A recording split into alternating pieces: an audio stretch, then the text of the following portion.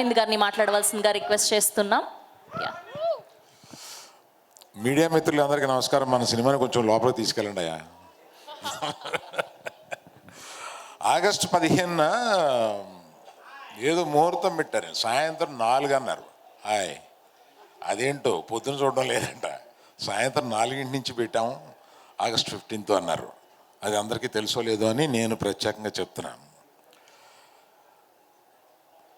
Nikhil lady ఇక్కడున్నావా?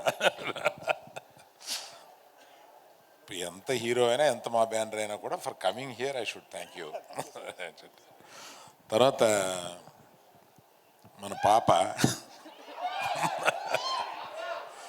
పొద్దున మాట్లాడినప్పుడు, నువ్వు అక్కడ దూరం నుంచి వచ్చావంట మన ఈ ఫంక్షన్కి అని అంటే, అంకుల్ నాకు ఫోన్ వస్తే గీతాష్ నుంచి ఓ మంచి హీరోయిన్ క్యారెక్టర్ కనుకుంటే నన్ను గెస్ట్ కింద పిలుస్తా.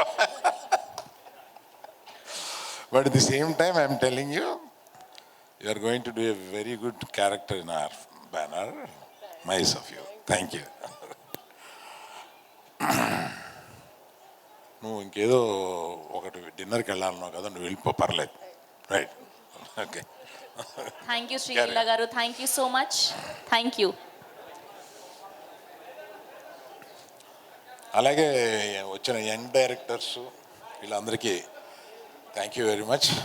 నాకు ఇతన్ని ఒకసారి ఆఫీస్కి ఇలా రమ్మని ఇందాక చెప్పాడు కదా, పిలిచినప్పుడు ఒకటి అడిగాను, బాబు మరి పెద్ద ఫ్యామిలీ నుంచి వచ్చి ఎన్టీఆర్ బ్రదర్లేగా ఉండి కొడితే 4 అడుపడిపోతారు, 10 మంది పైకి లెగుస్తారు, అలాంటి క్యారెక్టర్ కాదు కదా ఇది, మామూలు పల్లెటూరు ఫ్రెండ్స్, 3 ఫ్రెండ్స్ కథ, ఇది పర్వాలేదా అన్న. మరి ఏం చెప్పాడో తర్వాత ఎన్టీఆర్ గారితో మాట్లాడినప్పుడు, ఎవడి కష్టం వాడు పడాలండి, ఏ ఫ్యామిలీ నుంచి వచ్చినా కూడా, ఎవడి డాష్ డాష్ వాడే అని అన్నాడు. అందుకని నీ కష్టం నువ్వు పడ్డావు, ఇందులో నీ టాలెంట్ నువ్వు చూపించావు కనుక న్యాచురల్గా పైకి వస్తావు. అలాగే అమ్మాయి కూడా చాలా, నేను పూజలో చూసి అమ్మాయిని, పూజలో సరిగ్గా డ్రెస్ అయ్యి రాలేదు, వాసుని పిలిచి నాకు చూపించిన అమ్మాయి ఏంటి, ఈ అమ్మాయిని మార్చేసావా అన్న.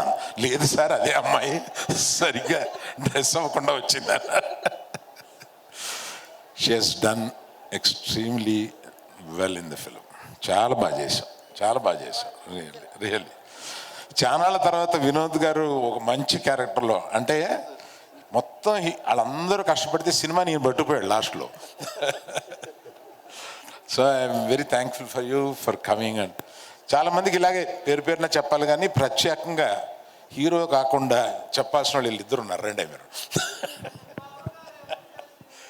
హీరో అంటే సినిమా సక్సెస్ అవుద్ది, మళ్ళీ సక్సెస్ మీట్ ఏదో పెట్టి మళ్ళీ పోతాడు వాసు, ఇదంతా మామూలే.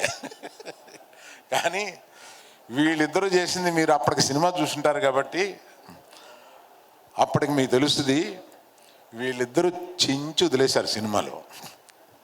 అంటే మామూలుగా చేయలేదు వీళ్ళు, ఇంత యాక్టర్లు ఏమైపోయారు వీళ్ళు అని అనిపించే అంతగా అంత బాగా చేశారు. సినిమాని ఎత్తి నిలబెట్టడానికి one of the main reasons వీళ్ళు. అలాగే రామ్ మిరియాల్ గారు ఉన్నారు, వీళ్ళ పేరు తెలీదు. సో వారు, సో థ్యాంక్ యూ ఆల్. తప్పకుండా ఈ సినిమా చూశాను, చాలా బాగుంది. లాస్ట్లో చాలా హార్ట్ఫుల్గా ఉండి సినిమాని మొత్తం ఎంజాయ్ చేసి ఒక గుడ్ ఫీలింగ్తో పైకి లెగుస్తాము. 15వ తారీఖున సాయంత్రం. ఇందులో వాసు గురించి చెప్పాలంటే, ఈ వాసు కాదు నేను తిడతాను, నేను పర్వాలేదా, ఎంతసేపు అయినా తిట్టచ్చు. ఇతనితో కథ చెప్పించాడు, ఈయన మాయగాడు చెప్పడం. అలా నేను తర్వాత వాసుని పిలిచాను, ఏమయ్యా ఫస్ట్ డైరెక్షన్ ఇస్తున్నాము, కథ బాగా చెప్పాడు, ఇది గ్యారంటీగా ఇలా వస్తుందని ఎలాగా అన్నట్టు, నాది గ్యారంటీ అన్నాడు.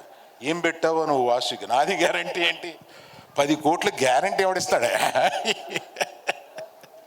నాది గ్యారంటీ అన్నాడు.